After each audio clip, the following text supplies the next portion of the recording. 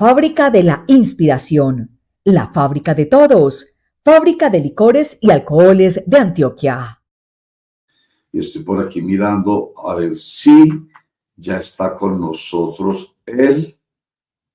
Sí está con nosotros el abogado Mauricio Mejía.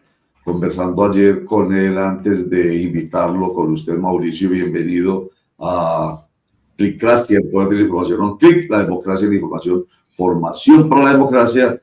Le decía, Mauricio, le va a tocar a usted cobrar por ventanilla, porque en el análisis que hizo usted en días anteriores, cuando se tomó la decisión en primera instancia por parte de la jueza 44 penal del circuito con funciones de conocimiento de Bogotá, Sandra Liliana Heredia, usted hacía muchas claridades, explicaba muchos aspectos de tipo objetivo y subjetivo, y uno de ellos, los objetivos, tenían que ver con las interceptaciones.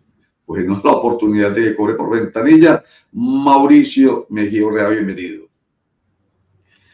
Hola Roger, un saludo especial para usted, para todos los compañeros allá de la mesa de trabajo y para todas las personas que siguen este medio de comunicación. Muy buenos días. Buenos días. Cuéntanos, pues, entonces, su análisis, todo muy juicioso, por supuesto, muy atento. No fueron 8 horas, 10 horas, esto se resolvió más rápido de lo que esperábamos.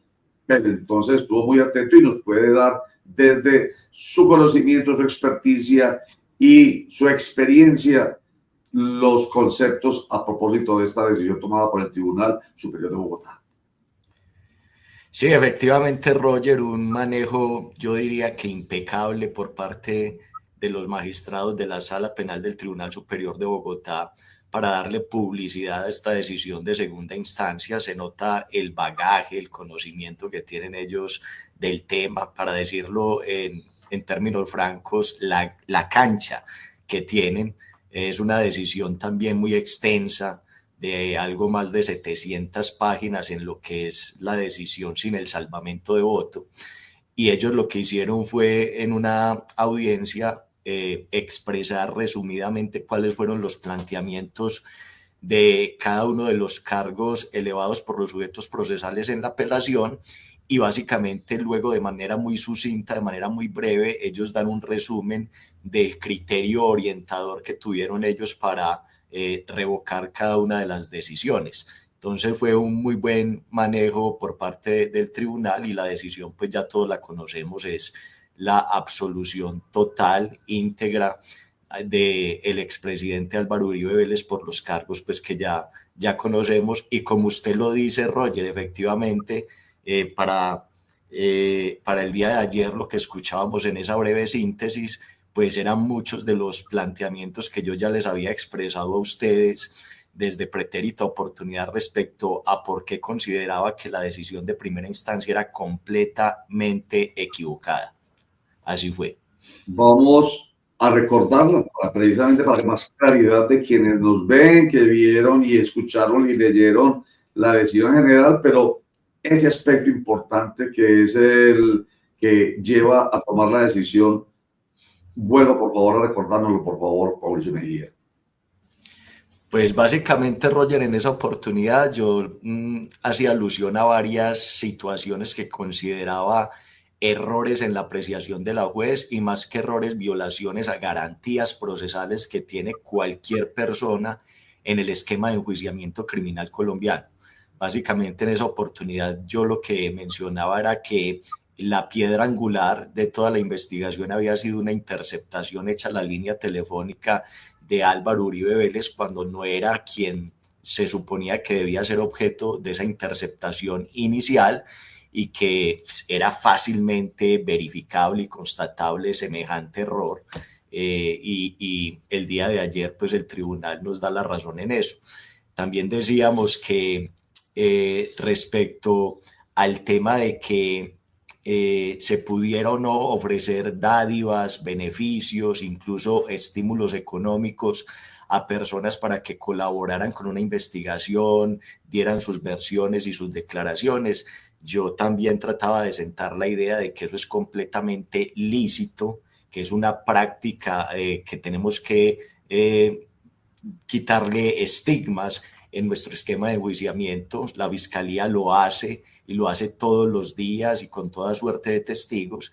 Y si nosotros respetamos la idea de que el sistema de enjuiciamiento criminal nuestro, de corte acusatorio, descansa sobre la idea de igualdad de armas, pues entonces para la defensa tiene que estar igual permitido ofrecer dádivas, beneficios y estímulos económicos a quienes quieran colaborar con una versión para el proceso, que lo que no se puede es ofrecer esos estímulos para que las personas tergiversen la verdad o para que de algún modo oculten la verdad. Eso sí es un delito, pero en este caso consideraba yo que no había quedado ni siquiera claro eso, de que fuera para tergiversar la verdad o que fuera para ocultarla, y eso le quita la connotación criminal. Y por último, si no estoy mal, si no recuerdo mal, decía yo que en el peor de los escenarios, si es que fuéramos a dar por sentado de que el proceder de Cadena estuvo mal, que sí tiene connotación criminal, que están acreditados esos elementos, pues el problema mayúsculo era que a Álvaro Uribe no lo estaban juzgando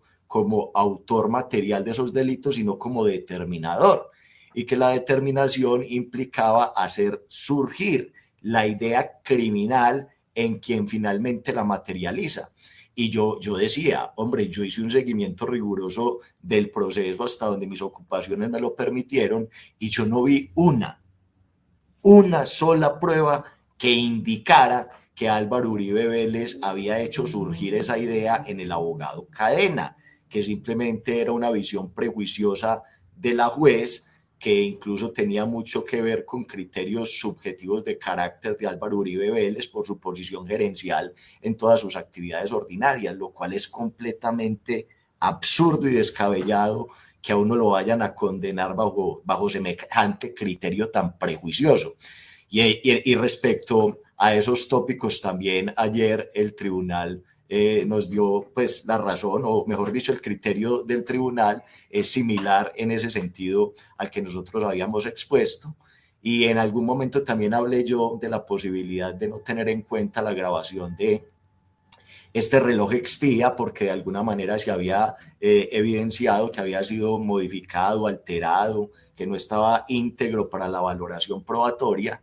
Y si bien no fue mucho el énfasis que hizo el tribunal el día de ayer sobre ese tópico, básicamente sí, aunque falta leer con juicios a 700 páginas, pero en el resumen de ayer lo que deja entrever el tribunal es que efectivamente la valoración que hace la juez de ese elemento es sesgado, porque le da mucho crédito cuando a otros elementos aportados por la defensa, que también pues existía como cierta duda respecto de su integridad, sí le cobró con toda fortaleza la idea de que se hubiera alterado o modificado en alguna parte. Entonces, básicamente el tribunal dijo, no se tuvo el mismo rasero, probatoriamente hablando, ponderativamente hablando, respecto a las pruebas de la Fiscalía, que con las pruebas de la defensa. Y en últimas, entonces, básicamente el tribunal decide absolver de todos los cargos al expresidente Álvaro Uribe Vélez,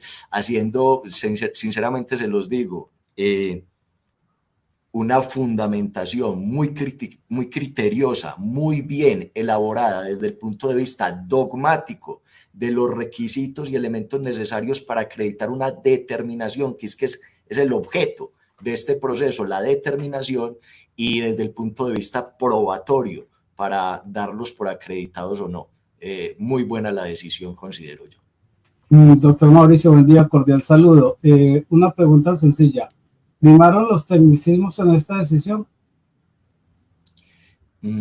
Pues yo no diría que tecnicismos, porque es que el tecnicismo es como una palabra peyorativa para referirnos a garantías procesales que son de un contenido sustancial más que técnico, inigualable. Fíjese usted la idea fundamental, hombre, de que uno pueda tener la tranquilidad, la serenidad, de que las conversaciones que uno está sosteniendo son conversaciones que están en un ámbito privado y reservado, y que efectivamente a nivel constitucional esa garantía exista, y que el tribunal en el día de ayer pues reivindique la expectativa de intimidad que una persona puede tener respecto a sus comunicaciones, no de manera absoluta, porque es que ni más faltaba, es que de eso es de lo que se trata, no es que tengamos unos derechos ilimitados, irrestrictos, absolutos que nos permitan hacer y deshacer, sino que el Estado cuenta con herramientas que permiten limitar todos esos derechos, pero que para limitarlos hay que agotar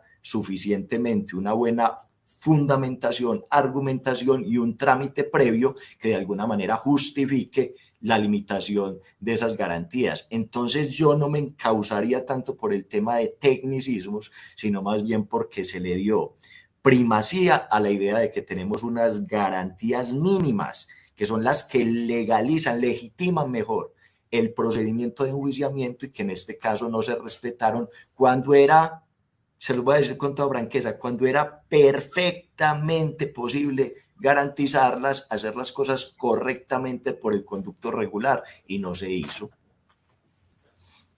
Cuando lo escuchamos, Mauricio Mejía Urrea, pues exactamente lo que usted nos recordó ahorita fue lo que habló y nos dijo usted en análisis anteriores. Y en ese momento como hoy, por lo menos a mí, me da esa sensación de satisfacción relacionada con esa expresión que usted utiliza de garantías, que son las que debe tener cualquier colombiano, que no se trate solamente por ser el expresidente Álvaro Uribe Vélez con todo el poder que tiene, sino el colombiano de a pie. Se supone que así debe ser, se supone que así funciona. En todo caso, eso del proceso penal es lo que a mí me da cierta satisfacción. En un proceso, para que usted nos ayude a entender, se deben tener en cuenta todos los elementos, los objetivos especialmente, los subjetivos no tanto, porque cuando usted habla, por ejemplo, del tema del carácter de Álvaro Uribe Vélez, que uno sí se lo imagina dando órdenes y determinando, entre comillas, para efectos de lo que pensaba la jueza Sandra Liliana Heredia, que ella decía, es que sí, es un determinador per se, permítame que lo diga de esa manera, por ser el carácter de él, pero eso es una apreciación de tipo subjetivo, que no se debe tener en cuenta en un proceso. Entonces, todo lo objetivo, todo lo que permita, como en este caso, garantizar que la justicia llegue de manera ecuánime, con base, vuelvo y digo, en esos elementos que se tienen en cuenta procesalmente hablando, eso realmente se manifiesta en casi todos los jueces, los tienen en cuenta todos los jueces en la justicia en general, mejor dicho, es garantía para todos los colombianos. Roger, yo diría que sí. Realmente cuando uno va a ver la práctica judicial de manera mayoritaria, lo que nosotros tenemos es una gran cantidad de jueces muy bien capacitados, con una muy buena instrucción, con un muy buen sentido del deber ser de sus funciones, y bajo esa expectativa, lo que uno nota es que ellos tienen claro que para endilgar, enrostrar, responsabilizar a alguien de la comisión de una conducta delictiva, debe quedar todos esos elementos típicos del delito, tanto objetivos como subjetivos, plenamente acreditados. Esa es la regla general. Obviamente habrá excepciones, hay equivocaciones, somos seres humanos, en algunas oportunidades pues divagamos en conceptos que no tendríamos por qué tener en cuenta en algunas causas, pero la regla general, si por eso es por lo que usted me está preguntando, si es que los jueces tienen completamente interiorizado ese concepto. Por eso es que la decisión de primera instancia, y yo ahí sí lo digo con toda franqueza, yo estoy notando a los abogados muy diplomáticos con la decisión de primera instancia después de escuchar la de segunda instancia. A mí me parece que hoy, más que antes, queda absolutamente claro que la decisión de primera instancia fue completamente desatinada, o sea, completamente absurda, siguiendo esos criterios tan juiciosos que por regla general tienen los jueces, y por eso para nosotros los abogados penalistas en ese momento fue una decisión casi que escandalosa. La gente pensaba que es que las críticas, que las censuras de los abogados penalistas obedecían es como a de algún modo a un aprecio irrestricto con la figura de quien era procesado, y no tiene nada que ver con eso, sino que era escandalosa justamente porque no se respetaban esos criterios que normalmente conceptúan o tienen en cuenta los jueces. Por eso es que la decisión del día de ayer, se lo digo, Roger, refresca el espíritu de los abogados penalistas pura sangre, porque nosotros en últimas lo que somos es defensores de derechos humanos. No nos interesa respecto a quién se apliquen, sino que se apliquen, porque lo que vemos allí es la posibilidad real de que cualquier persona, cualquier ciudadano de a pie, como usted lo acaba de mencionar, como ustedes, como el suscrito, puede tener la tranquilidad de que si allí se están respetando, entonces la expectativa es que a mí, eventualmente, si llego a estar en una situación calamitosa como esa, también se me van a respetar esas garantías. Esa es la nobleza de esa decisión, que por cierto fue absolutamente sobria, sin sesgos, sin apasionamientos, diplomática. No, fue muy buena esa decisión del día de ayer. Hoy todos los penalistas tenemos una sensación fresca respecto a la forma en la que se administra justicia en este país. Doctor Mejía, buenos días, gracias por acompañarnos. Saludos, Germán. Yo tengo dos preguntas, voy a rogarle a mis compañeros que también tienen preguntas. Bueno, hay una que estábamos planteando aquí internamente. Usted menciona, estamos hablando de una decisión mayoritaria, 2 de 3. No hubo unanimidad, es decir, hubo una persona que se apartó de la decisión, que fue la jueza o la magistrada Oviedo, y usted está haciendo un listado de unas características, cualidades resaltables de los magistrados que tomaron la decisión en su mayoría, y a uno le surge como la inquietud de si se está descalificando entonces a la magistrada que se apartó de esa decisión y que ella estaría actuando en contra de todo lo que usted está planteando en este momento. Esa es la primera inquietud.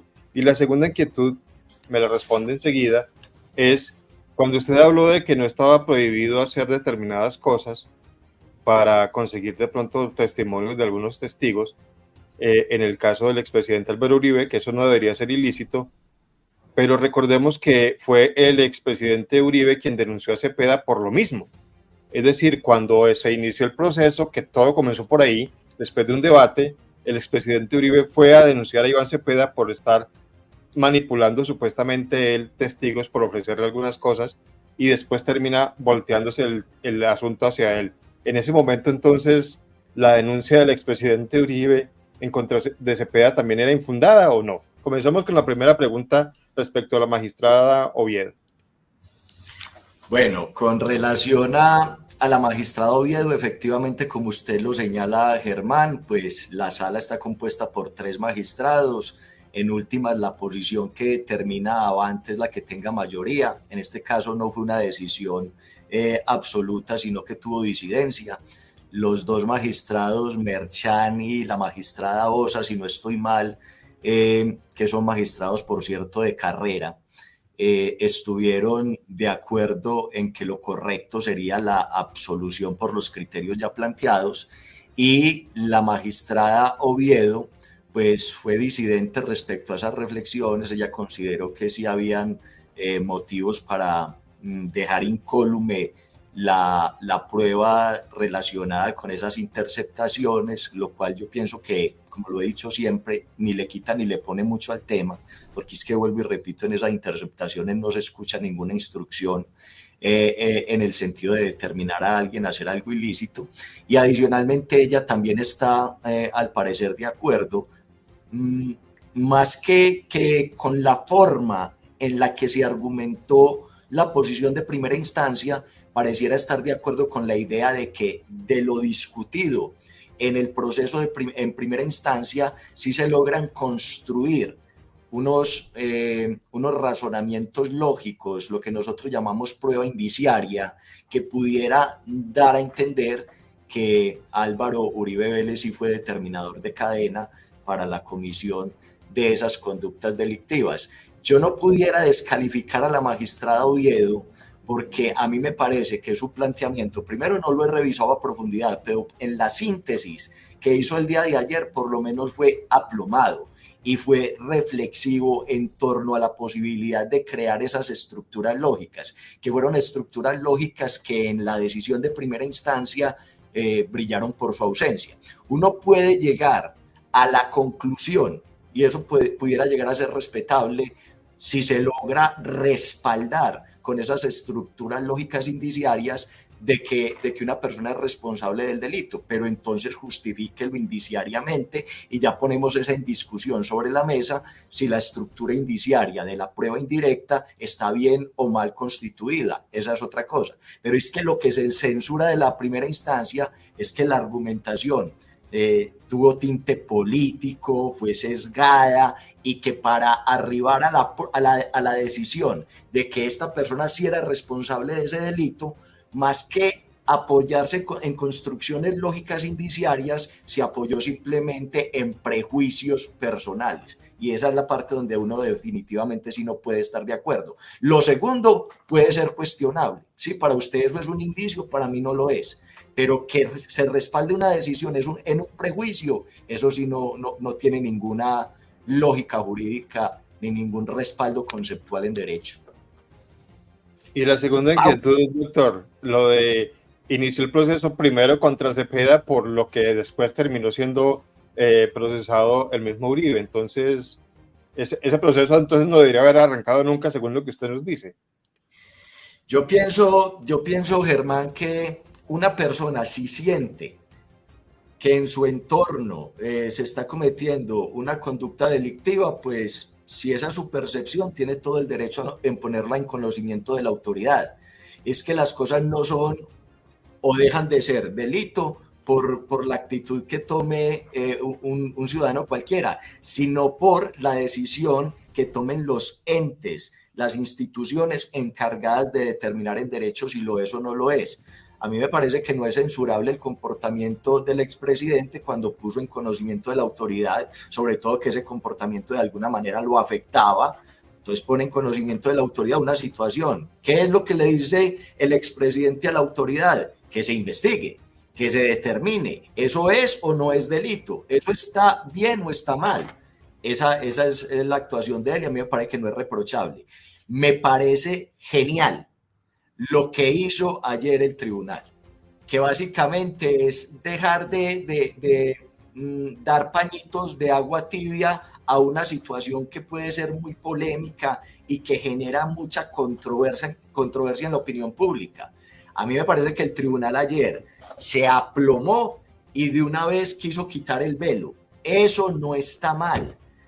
Tanto la fiscalía como la defensa, y si lo pueden hacer ellos dos, también las víctimas, que traten de conseguir información que respalde sus manifestaciones o lo que consideran que tiene algún tipo de connotación en el ámbito penal, que traten de conseguirlas, y para conseguirlas hay que ofrecer beneficios, pues procede, no hay ningún problema con eso. Si hay que ofrecer dádivas, procede, incluso si hay que dar dinero, está bien. Lo que no está bien es que se utilicen esos medios para mancillar la administración de justicia, estimulando la tergiversación y el ocultamiento de la verdad. Pero estimular a alguien para que diga la verdad no está para nada mal en ninguno de los roles que normalmente interactúan en el proceso penal. Ni fiscalía, ni defensa, ni víctimas lo pueden hacer libremente. Esa es como la precisión que hace el tribunal el día de ayer, y me parece que en buena hora, afortunado el momento para aclarar esa situación.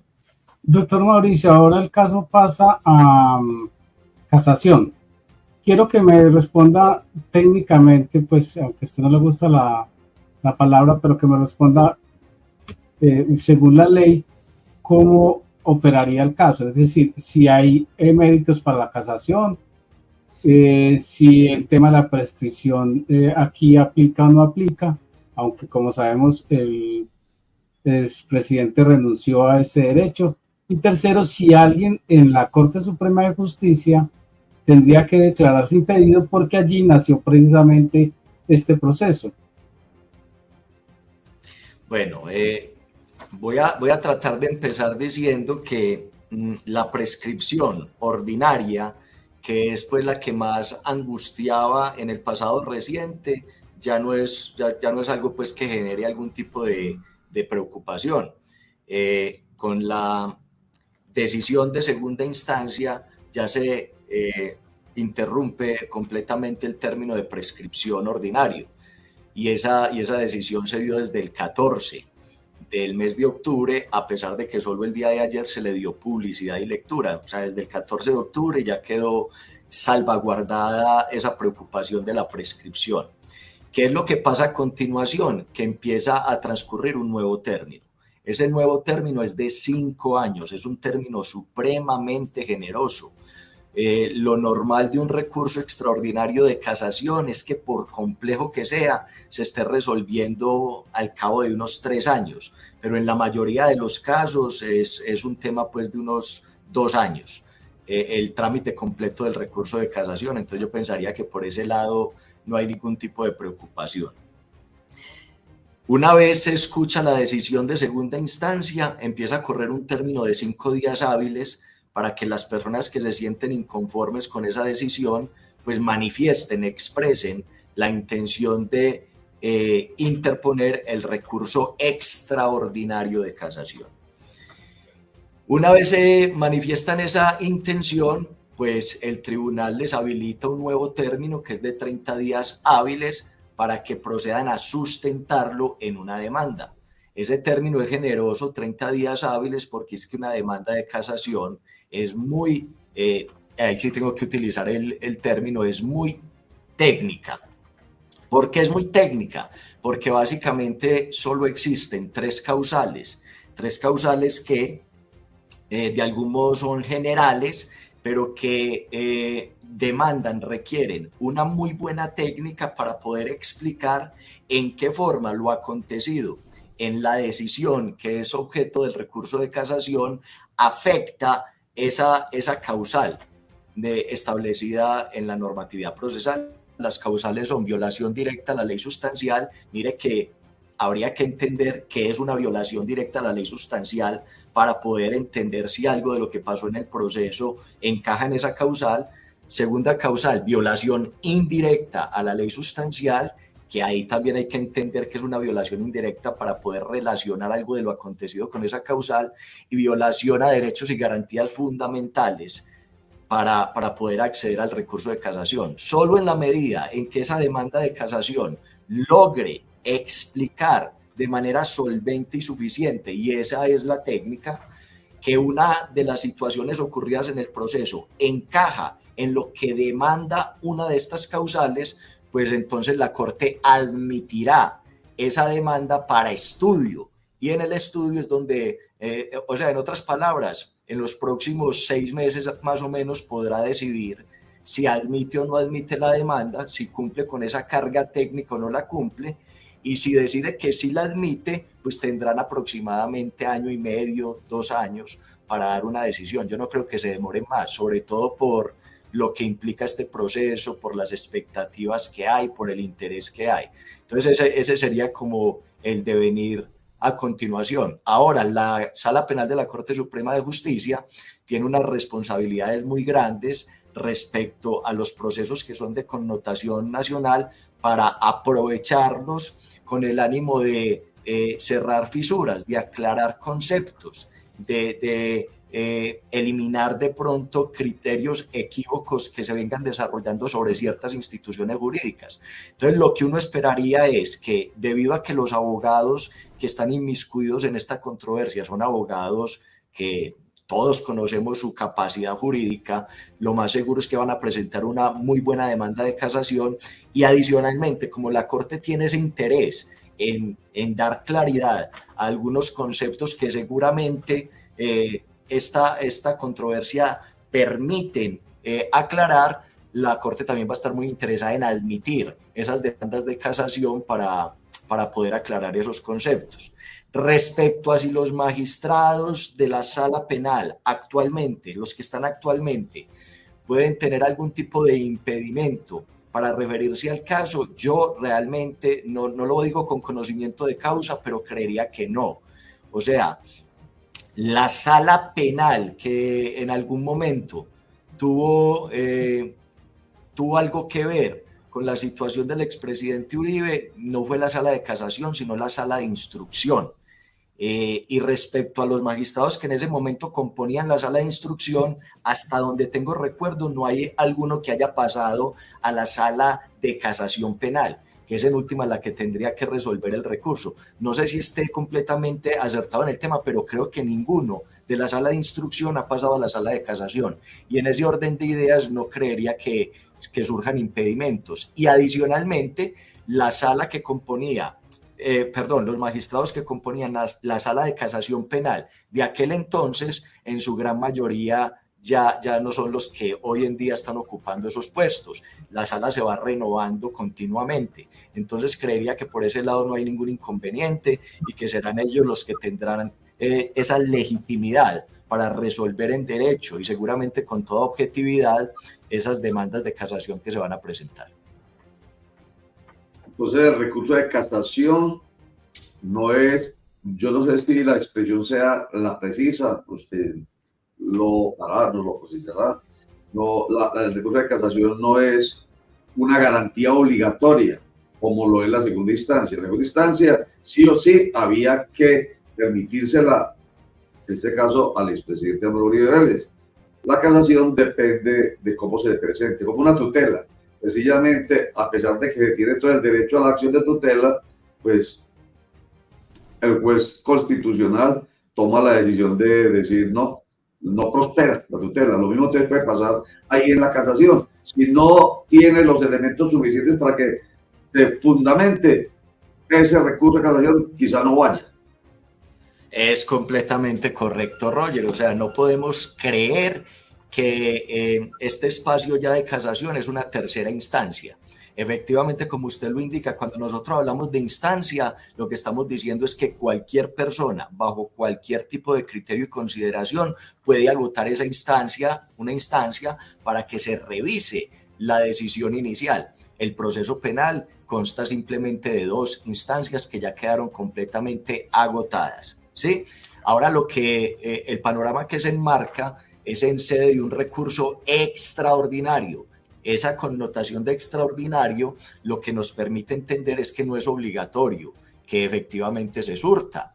Seguramente quienes se sienten no identificados con la decisión que se tomó el día de ayer, pues tratarán de que se agote ese espacio del recurso de casación, ¿cierto? Pero la Corte perfectamente, y por eso tiene ese espacio para analizar el contenido de la demanda, mirar si se cumple la técnica de la que acabo de hablar, es decir, determinar si cualquiera de esas situaciones que ocurrió en el proceso puede aplicarse a alguna de estas causales y por qué motivo. Si eso está claramente explicado y soportado, pues entonces ahí sí la Corte acogerá la demanda de casación para su estudio. No es ni siquiera que esté dándole la razón inicialmente, sino que considera que técnicamente se cumplió con esa carga y ahora entonces procedemos al estudio, pero no es una instancia.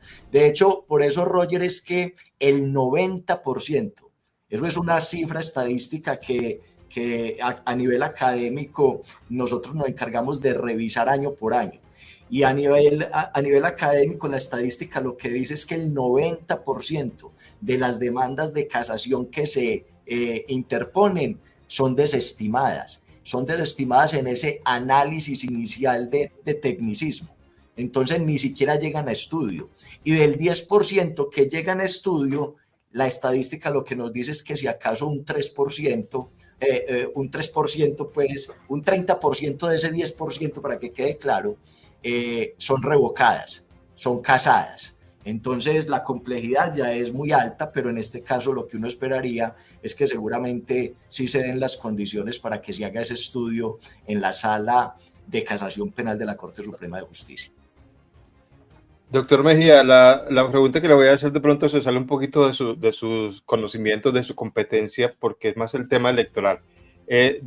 Supongamos un hecho hipotético de que la Corte acoge esa demanda de casación y que se surte todo y que inclusive se estudie todo lo que usted nos está contando. ¿eso afectaría de alguna manera las aspiraciones electorales del expresidente? Efectivamente, como usted lo dice, el campo electoral no es mi medio, pero yo le digo lo siguiente, yo pensaría que mientras que llega todo este proceso electoral, si acaso lo que pudiéramos tener es una decisión que diga que se admite tal vez esa demanda de casación para su estudio. O sea que lo que no vamos a tener una decisión de fondo en el futuro inmediato, por lo menos dentro de ese espacio de tiempo de tanta contingencia y coyuntura electoral que nos espera para el próximo año. No creo que vayamos a tener una decisión de fondo. La decisión de fondo yo la esperaría, siendo muy optimista, la esperaría para dentro de 2 o 3 años.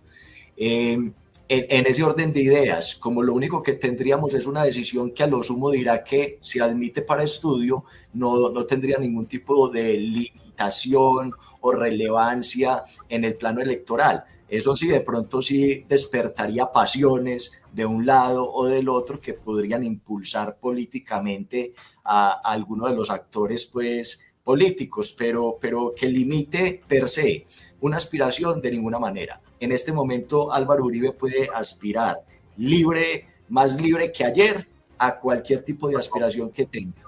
Claro. Retomo entonces la no obligatoriedad del recurso extraordinario de casación.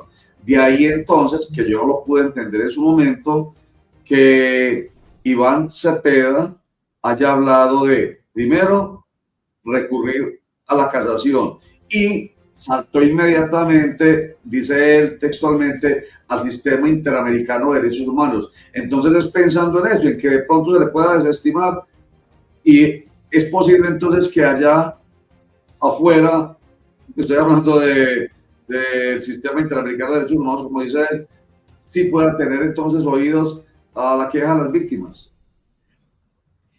Pues, Roger, yo realmente no creo, porque el sistema interamericano, pues si bien tiene competencias en algunos temas, esas competencias casi siempre, por no decir que siempre, están condicionadas es a que dentro de el ordenamiento jurídico interno, soberano de cada país, pues sea evidente que se desatendió la situación, que hubo una denegación de la administración de justicia.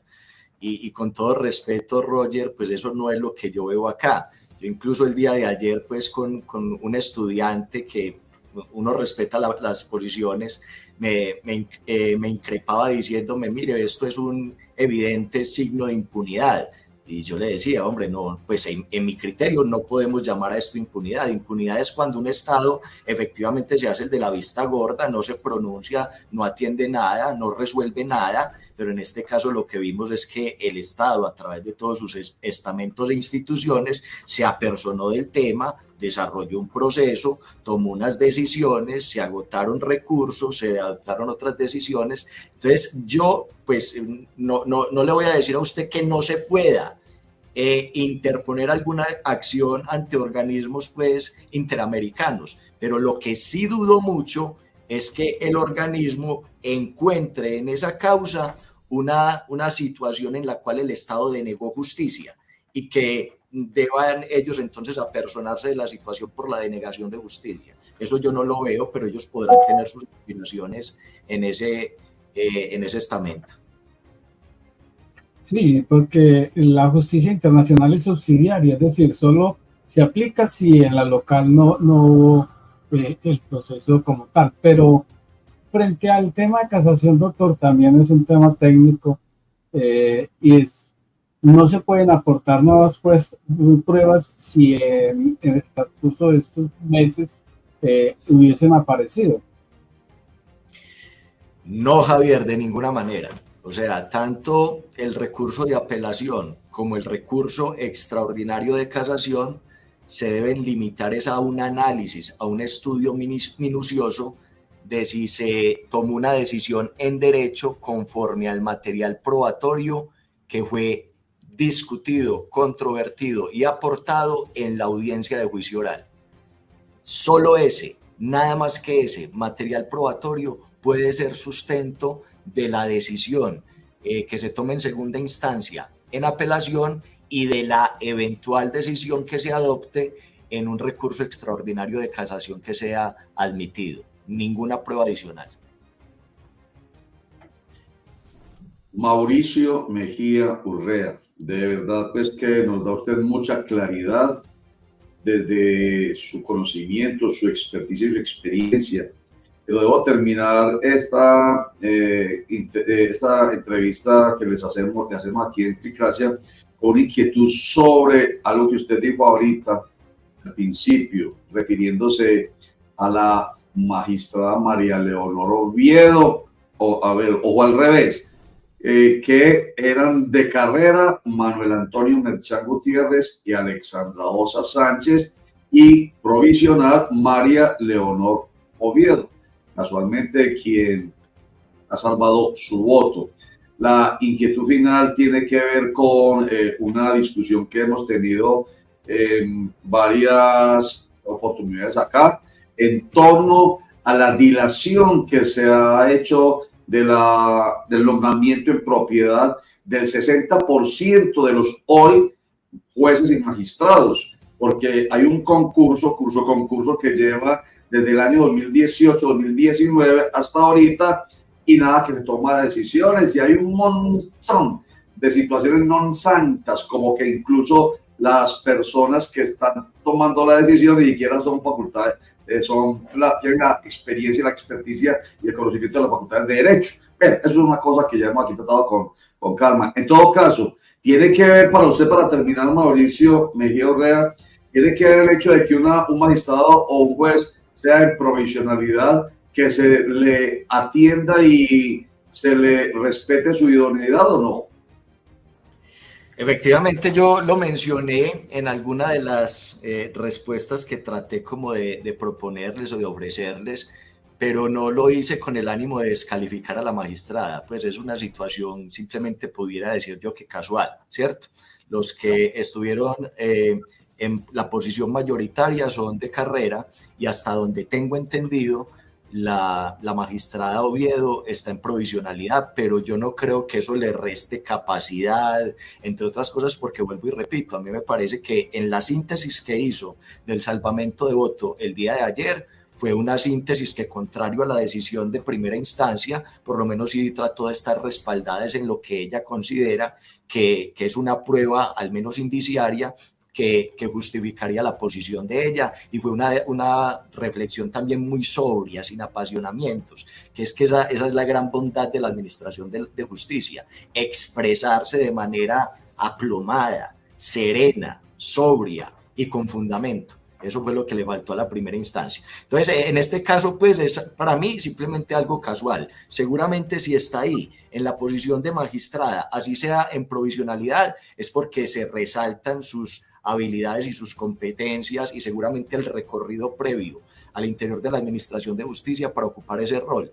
Sí es absolutamente lamentable, como usted lo dice, Roger, que nosotros tengamos una carrera judicial con tantas dificultades para asignar esos cargos de manera pues más ágil y sin traumatismo, sí, porque es que eso le daría mucha serenidad a la opinión pública. Si eso se diera de esa manera, no se prestaría ni siquiera como para este tipo de suspicacias, pero vuelvo y repito, en el caso de la magistrada Oviedo no creo que le falte capacidad para ejercer esa dignidad. Muy buena esa claridad, porque se está pidiendo, empezando por el expresidente Álvaro Uribe Vélez, de respeto a la majestad de la justicia encarnada en jueces y magistrados. Pero entonces, sí, existe la duda, como algunos la pusieron en torno a la jueza Sandra Liana Heredia por estar también en provisionalidad. Entonces no se le puede dar crédito a la majestad de la justicia, porque el 60% de jueces y magistrados están en provisionalidad. Entonces, ese no debe ser el criterio, queda claro por parte suyo, y eso lo debe entender todo el mundo. O sea, que estén en provisionalidad genera una suspicacia de que tengan la posibilidad de ser nombrados a dedo por jueces y magistrados. Eso es cierto, porque el distinto ocurre con los que están en carrera, pero debe respetarse en todo caso esa majestad, presumir su buena fe. Ya lo otro es el análisis que usted hace objetivo, de si la jueza Sandra Liliana tuvo o no tuvo toda la mesura o no, y esta Leonor sí la tuvo. En fin, ya es otra cosa distinta que usted no lo ha presentado acá de manera más precisa y objetiva, de acuerdo con usted. Mauricio Mejía, hombre, como siempre, muchas gracias, y nos alegra que, digamos, los análisis suyos de la anterior ocasión en la cual fue condenado en primera instancia el expresidente Álvaro Uribe Vélez, pues ahorita se puedan visualizar concretamente con la decisión que se ha tomado en su favor. Muchísimas gracias, Mauricio Mejía Orrea. Roger, no, muchas gracias a usted por la invitación. Usted sabe que me gusta, me parece supremamente agradable venir a compartir con ustedes este tipo de reflexiones. Un abrazo para todos. Muchísimas gracias, y a nosotros nos gusta muchísimo más, es que es ayudarles a entender a nuestros internautas y televidentes desde el punto de vista de